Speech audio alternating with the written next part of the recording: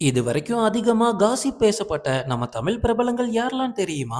லிஸ்ட்ல நம்ம ஃபர்ஸ்ட் பார்க்க போறது தனுஷ் மற்றும் த்ரிஷா. தமிழ் சினிமாவுல ரொம்ப வருஷத்துக்கு முன்னாடி அதிகமா பேசப்பட்ட காசிப்ல ஒண்ணுதான் தனுஷ் மற்றும் த்ரிஷாவோட காதல். 2 பேரும் ரொம்ப வருஷமா சினிமாவுல இருக்கக்கூடிய பிரபலங்கள். இவங்க வந்த பொது நிகழ்ச்சிகளா இருக்கட்டும், அதுக்கப்புறமா சமூக ஊடக பதிவுகளா இருக்கட்டும், ரசிகர்களோட கணிப்பா இருக்கட்டும், இது எல்லாமே இவங்களுக்குள்ள நெருக்கமான நட்பு இருக்கோ, இல்ல அதையும் தாண்டி ஏதாவது இருக்கா அப்படின்னு தனுஷையும் த்ரிஷாவும் வச்சு நிறைய கேள்விகள் சோஷியல் மீடியால பரவி இருக்கு. ஆனா இதுக்கு அதிகாரப்பூர்வமா யாருமே எவிடன்ஸ் கொடுத்தது கிடையாது. காசிப்ல இது ஒரு முக்கியமான காசிப்னு வச்சுக்கலாம். ஆனா த்ரிஷாவோட ரீசென்ட் ஆக்டிவிட்டீஸ பார்த்தா நல்லா தெரியுது. தனுஷுக்கும் த்ரிஷாக்கும் சம்மந்தமே இல்லைன்னு. லிஸ்ட்ல நம்ம அடுத்து பார்க்க போறது பிரபுதேவா மற்றும் நயன்தாரா. இவங்களோட லைஃப்ல நிறைய இன்ட்ரெஸ்டிங்கான விஷயங்கள் நடந்திருக்கு. இன்னும் சொல்ல போனா பிரபுதேவா அவங்களோட முதல் மனைவியை விட்டுட்டு வந்ததுக்கு காரணமே நயன்தாரா தான் அப்படின்னு பிரபுதேவாவோட முன்னாள் மனைவி ஓப்பனா இன்டர்வியூலாம் கொடுத்தாங்க. சரி, அது ஒரு பக்கம் இருக்கட்டும். இப்போ காசிப் என்னன்னு கேட்டீங்கன்னா, பிரபுதேவாவும் நயன்தாராவும் காதலிச்ச கதை எல்லாருக்குமே தெரியும்.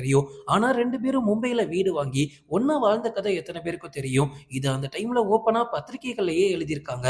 பிரபுதேவா மற்றும் நயன்தாரா கல்யாணமே பண்ணிட்டாங்க. அதனால தான் பிரபுதேவா நயன்தாராவோட பெயரை கையில பச்சை குத்திருக்காங்கன்ற வரைக்கும் பேப்பர்ல எழுதியிருக்காங்க.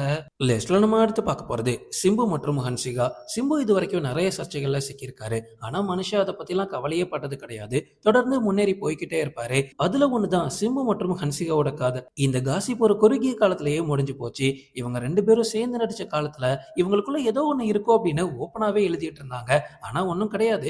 சிம்பு மற்றும் ஹன்சிகாவை திரையில பார்க்கும்போது அவ்வளவு கியூட்டா இருக்கும். அது நேர்லயும் இருந்தா நல்லா இருக்குமே அப்படின்னு ரசிகர்கள் கிளப்பி விட்ட விஷயம் தான் அது. லிஸ்ட்ல நம்ம அடுத்து பார்க்க போறது விஜய் மற்றும் சங்கீதா. இந்த விஷயத்த கண்டிப்பா நான் ஆட் பண்ணியே தீரணும் அப்படின்னு இருந்தேன். ஏன்னா இவங்களை பத்தி எக்கச்சக்க விஷயங்கள் பேசியிருக்காங்க. விஜய் அரசியலுக்கு வரும்போது அவரை காலி பண்றதுக்கு எத்தனையோ திட்டங்கள் போட்டிருக்காங்க. ஆனா மனுஷன் எல்லாத்தையும் அடிச்சு நாக் அவுட் பண்ணிட்டு இன்னைக்கு தமிழ்நாட்டோட முதலமைச்சரா வலம் வந்துட்டு இருக்காரு. விஜய் மற்றும் சங்கீதா பிரிய போறாங்க. விவாகரத்து கிட்டத்தட்ட கன்ஃபார்ம் ஆயிடுச்சு. இனிமே இவங்க சேர்ந்து வாழவே மாட்டாங்க அப்படின்னு விஜய் மற்றும் சங்கீதா குறித்து பல தகவல்கள் வெளியாகி இருக்கு. அதுவும் தேர்தலுக்கு முன்னாடி வெளியானதுலாம் மிகப்பெரிய சர்ச்சையை உண்டு பண்ணுச்சு. சங்கீதா கோர்ட்ல போய் டைவர்ஸ் கேட்டதுக்கு அப்புறமா பொதுவெளியில இது அதிகமா பேசப்பட்டுச்சு. ஆனா இப்ப பாருங்க, சங்கீதா டைவர்ஸ் வேண்டாம் அப்படின்னு கொடுத்த மனுவை திரும்ப வாங்கியிருக்காங்க. பட் என்னவோ தெரியல, முதலமைச்சர் விஜயோட தனிப்பட்ட வாழ்க்கையை பத்தின செய்திகள் வெளியே வந்தா மட்டும் அது ஒரு மிகப்பெரிய விவாதத்தையே கிளப்புது.